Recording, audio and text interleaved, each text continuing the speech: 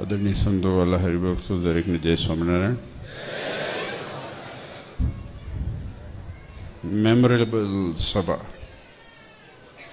યાદ આવે એ સભા અને ખૂબ આનંદ થયો. સવારે ગઈકાલે અક્ષરભગા સ્વામીએ સરસ વાત કરી હતી ને યાદ, અને હું માનું જ છું કે ભગવાન મળ્યા પછી આનંદમાં રહેવું, નહીં તો દુનિયાની અંદર લોકો દુઃખી કરી નાખે, ભૂખે મારી નાખે કે આમ કરો ને તેમ કરો ને ઊંધા માથે થાવ ને સીધા માથે થાવ ને ભગવાન જેવો ભગવાન મળ્યા શું કરવા દુઃખી થઈ, શું કરવા દુઃખી થઈ. આરામથી ખેલી મજા કરી અને આવો સત્સંગ મળ્યો, ભગવાન મળ્યા, સંતો શાસ્ત્રો આવા હરિભક્તો મળ્યા, બીજું જોઈએ છે શું આવું મંદિર મળ્યું છે. અને ફોર્ચ્યુનેટલી હમણાં જ જે આપણે લોકોનું ઇનોગ્રેશન કર્યું, જોકે મંજીભાઈએ મોટું કમિટમેન્ટ લઈ લીધું છે. મેં કીધું મને ખાટલામાં સુવાય અઠવાડિયું જડતું નથી મારા ઘરે.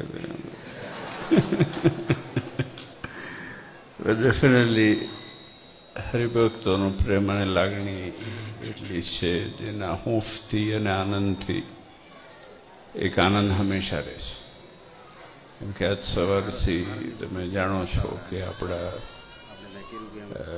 કિરીગોયાની અંદર ઉત્સવ હતો અને હમણાં જે આખી ટીમ હતી, કિચન ટીમ અમારી આપણી ખૂબ મહેનત કરી કેટલા દિવસો માટે. અને મેં પૂછા કરી, મેં કહ્યું કેટલાને જમાડ્યા? આજે લગભગ 5000 ઉપર હરિભક્તોને આપણે હરિભક્તોએ જમાડ્યા છે. અને એ ભૂખ્યા લોકોને જમાડ્યા પણ ભગવાનના ભક્તોને જમાડ્યા છે. તે મોટી વસ્તુ છે. મહિમા જાણીને જમાડ્યા છે, ભગવાનના ભક્તોને જાણીને. અને એ ખૂબ જ મોટી વાત, ખૂબ જ મોટી સેવા આપણા મંદિર દ્વારા થયેલી છે. ખાસ કરીને એ ટીમ અને સૌ હરિભક્તો અને એ ખાસ કરીને આપણા એડમિનિસ્ટ્રેટિવ પ્રમુખ, કમિટી મેમ્બર્સ, ટ્રસ્ટી અને દરેક હરિભક્તો, નાના મોટા ભાઈઓ બહેનો દરેકને ખૂબ ખૂબ ધન્યવાદ અને અભિનંદન, ખાસ આ ઉત્સવમાં સેવા માટે થઈને. હમણાં જ હું યાદ કરતો હતો કે આપણું જૂનું મંદિર મંજીભાઈ ગુરુદ્વારાની બાજુમાં હજુ મને યાદ છે. અને I was there in 94. That's a long time. 94માં અને ફરી એકવાર આવવાનું થાય. 94 ને 84. Oh man, that's huge. I'm getting old.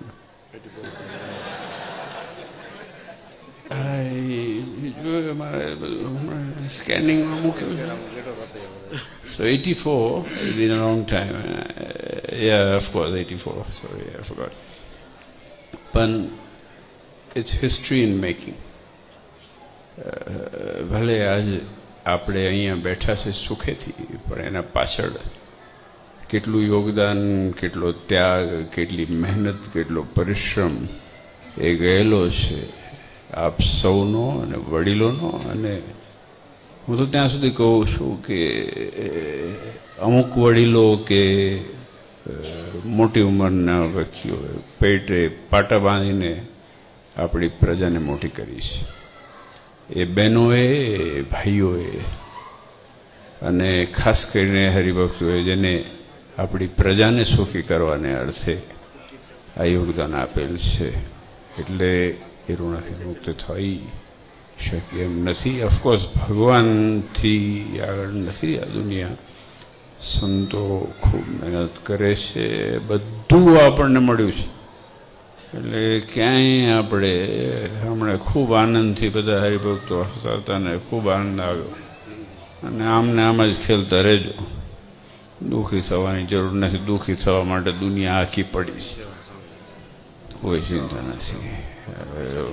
મને અમદાવાદની અંદર મોટા બાપજી પાસે એક જણે ફરિયાદ કરી કે મહારાષ્ટ્રી હસે છે બહુ. સિરિયસલી કહું,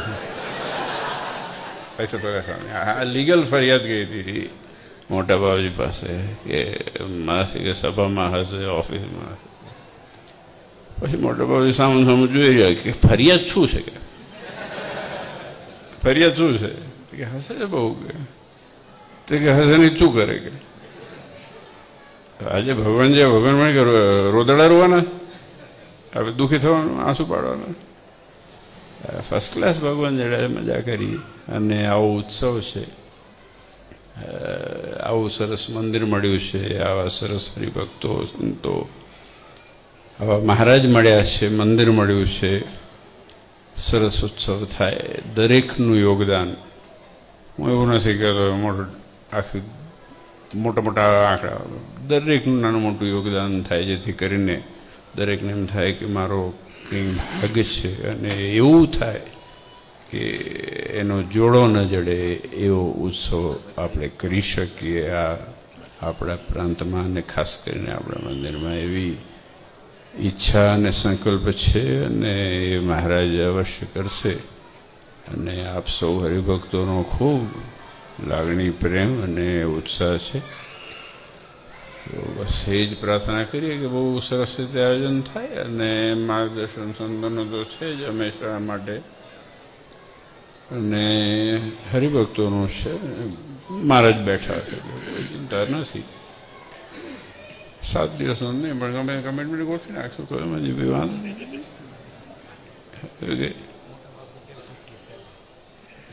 મોટા બાપજી 57માં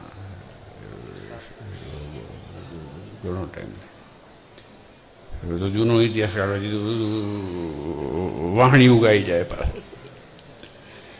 પણ આનંદની વસ્તુ છે ને, કારણ કે ઇતિહાસ જોડાયેલો છે. હું આજે સવારે એક વાત કરતો હતો કે કદાચ એકાદ માળા ઓછી ફેરવાશે તો બહુ ચિંતા ન કરશો, કરજો પણ બહુ ન કરજો. પણ આપણો ઇતિહાસ અને આપણને વારસો જે મળ્યો છે ને ઉપરથી, એ ભૂલાય નહીં, એની આપણે તકેદારી ખૂબ રાખવાની જરૂર છે. હું ઘણી વખતે કીધું છે, અમે મોટા બાપજી જોડે બેઠા હોઈએ, લાલજી મહારાજ જોડે બેઠા હોઈએ સાંજે જમવા માટે, ત્યારે સત્સંગી જીવન, શિક્ષાપત્રી, આ બધું રાબેતા મુજબ આવતું જ હોય, પણ એની ચર્ચા કંઈ ડિનર ટેબલ ઉપર નથી થતી. ડિનર ટેબલ ઉપર જ્યારે ઠાકોરજીના થાળ કરતા હોઈએ ત્યારે ઇતિહાસ, એ જે પેઢીઓ દર પેઢીઓ મળેલો છે, જે શાસ્ત્રમાં કદાચ લખાયેલો નથી, પણ એ ઇતિહાસ પેઢી દર પેઢી મળેલો છે, એ ઇતિહાસ અપાય છે. અને એ ઇતિહાસ જે આપણા દીકરા દીકરીને મળશે, એ જ મોટામાં મોટી મૂડી છે એવું હું માનું છું. કારણ કે એનાથી હું આઈ એમ ફોર્ચ્યુનેટ, હું પોતે ફોર્ચ્યુનેટ છું કે મને ઇતિહાસ મળેલો છે. અને એ વડીલો, એની સાથે સાથે આ છોકરાઓ, આ બધાની સાથે હેત અને પ્રેમ મળ્યો છે. બસ બીજી કોઈ લાંબી ચર્ચા નથી કરી, ઘણો સમય થઈ ગયો. અને સ્વામી પ્રકાશ સ્વામી ફાઇલીમાં કીધું, બહુ ડિટેલમાં તો નથી ખબર પડી, પણ કીધું કે મોડું બહુ થયું છે અને ભૂખ લાગી છે. એટલે હવે મારે મોડું કરવું નથી, અને તમે બધાએ ને પણ ઘણો સમય થયો, તપ ઘણું થયું, અને મહારાજે કીધું માપે તપ કરું, ક્યાંય હિમાલયમાં જવાનું કીધું જાજુ નથી. હિમાલયમાંથી સંતોને ઉપાડીને આપણને ગામમાં મૂક્યા. એટલે ખાસ કરીને મહારાજે ખૂબ દયા કરી છે આપ સૌ હરિભક્તો ઉપર. ખાસ કરીને ઉત્સવ આપણો ખૂબ જ ધામધૂમથી થાય એનો આપ સૌ સંકલ્પ કરજો. હું નથી કહેતો કે મોટા મોટા આંકડાની વાતો, પણ બસ પોઝિટિવિટી આપણા અંદર રહે, એ ખૂબ જરૂરી છે. એ પોઝિટિવિટીથી જ કાર્ય થાય છે સત્સંગની અંદર, એ જરૂરી છે. આપ સૌ ઉપર મહારાજ ખૂબ આશીર્વાદ પાઠવે, દરેક રીતે આપનું મંગળ કરે. ઘણા બધા સંતો, વડીલ હરિભક્તો, અહીંયાના આયોજન કરતા દરેક હરિભક્તોને એકત્રિત થયા. આપ સૌએ જે સેવા કરી અને વન્સ અગેન જે સેવા કરી એ હરિભક્તોએ જમવાની, આજે જમવાનું